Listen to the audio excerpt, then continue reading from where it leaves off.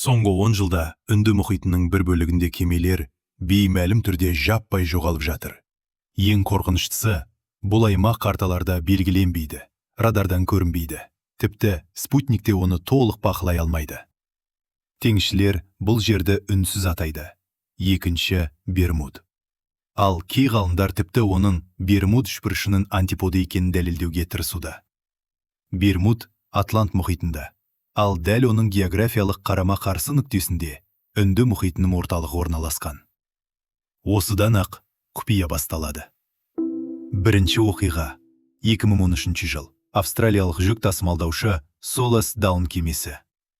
Үнді мұхитының батыс бөлігін кесіп өтіп келе жатқанда радиобайланыс үзіледі. Кеме бағытын өзгертпеген. Ауа райы тыныш. Бірақ ол ешқашан межелі портқа жетпейді. Іздеу жұмыстары кезінде ғажайып нәрсе болады.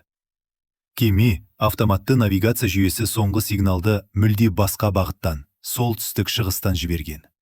Бұл сигнал шын мәнінде болмағандай. Ешбір спутник оны тіркемеген.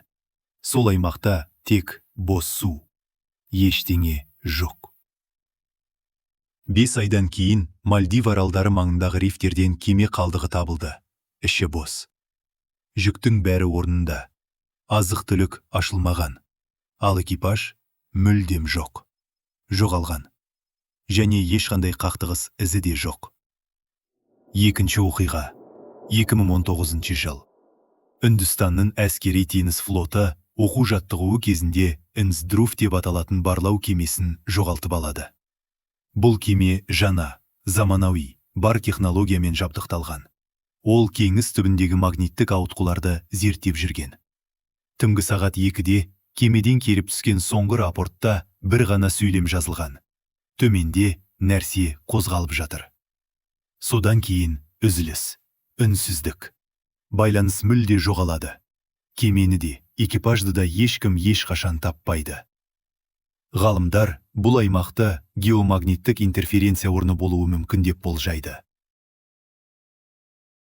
Жер өзегіндегі қозғалыстар. Не болмаса антиподтық магниттік өрістердің соқтығысы. Бұл теория бойынша Бермуд пен осы Үнді мұхитындағы нүкте бір-бірімен энергия алмасуы мүмкін.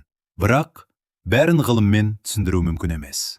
Себебі кей есептер бойынша жоғалған кемелердің бір-екеуінде видео мен дыбыс жазбалары қалпына келтірілген.